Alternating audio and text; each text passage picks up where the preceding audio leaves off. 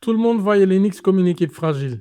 2 défaites d'un point, série 2-1 pour Atlanta, tout le monde attendait qu'ils craquent. Mais en Game 6, ils viennent de signer le plus grand écart à la mi-temps de toute l'histoire des playoffs.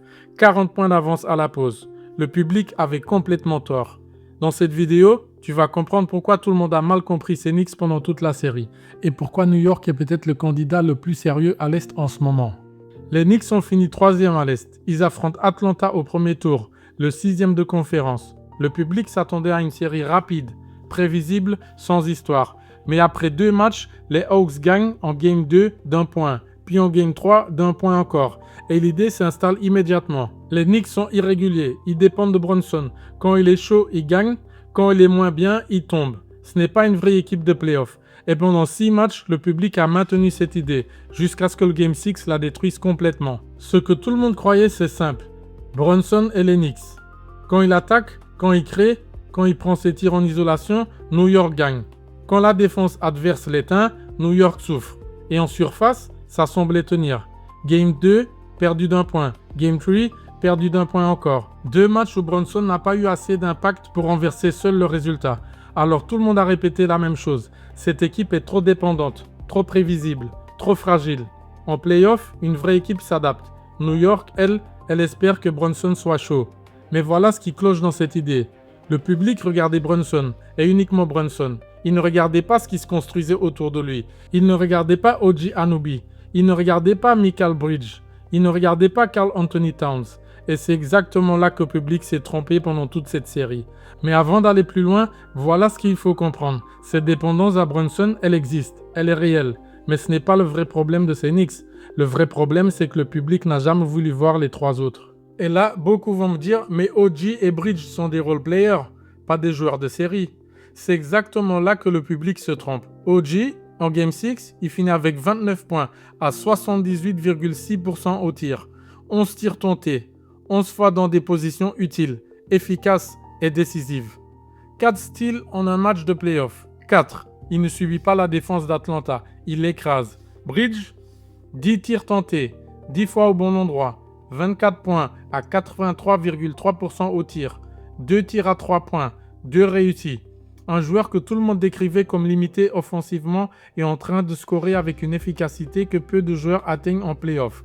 Et Karl Anthony Towns, pas sa meilleure nuit en scoring, 12 points en Game 6, mais 11 rebonds, 10 assists, 3 steals, un triple-double.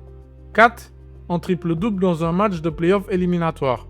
Contre une défense qui a passé toute la série à essayer de le contenir.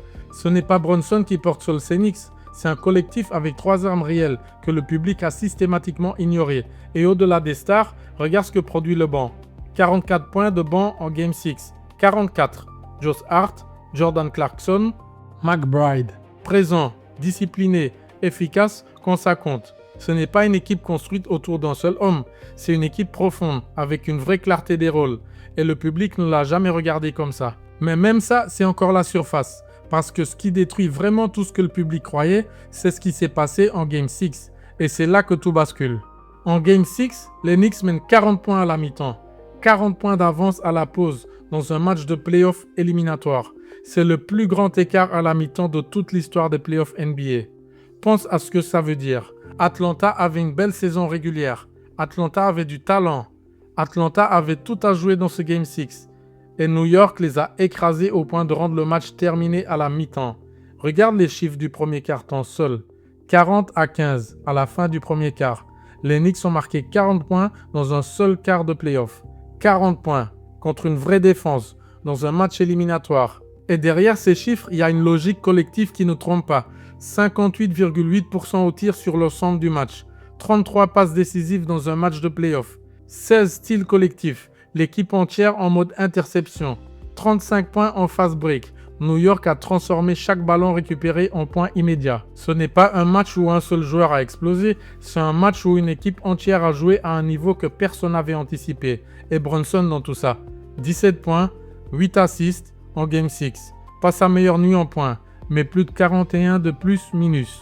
Le meilleur de l'équipe, parce qu'il a fait exactement ce que l'équipe avait besoin. Distribuer, créer, faire circuler. Et en Game 5, il avait mis 39 points à 65% au tir pour forcer ce Game 6. 39 points, 65%, en match décisif. Voilà le vrai Brunson que le public ne voit pas. Ce n'est pas un joueur qui espère être chaud, c'est un joueur qui sait exactement comment monter de niveau.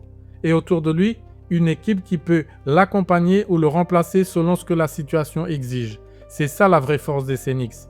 Et c'est exactement ce que l'idée équipe de Brunson ne voit pas. Ces Knicks ne sont pas une anomalie, ce n'est pas un Game 6 hors sol sur une série facile, c'est une équipe avec un vrai collectif, une profondeur de banc sérieuse et 3 armes au-delà de Brunson que le public a refusé de voir pendant toute la série. Le public a maintenu pendant 6 matchs une idée complètement fausse, et le Game 6 l'a détruite en 40 points à la mi-temps. New York est en demi-finale de conférence, et ils affrontent Philadelphie. Et si tu continues à voir New York comme l'équipe de Brunson, tu vas rater le vrai candidat à l'Est. Si tu voyais encore les Knicks comme l'équipe de Brunson, cette vidéo vient de changer quelque chose. Le like, ça aide vraiment la chaîne. Et dis-moi en commentaire, tu mettais New York dans tes favoris à l'Est ou tu faisais partie de ceux qui attendaient qu'ils craquent?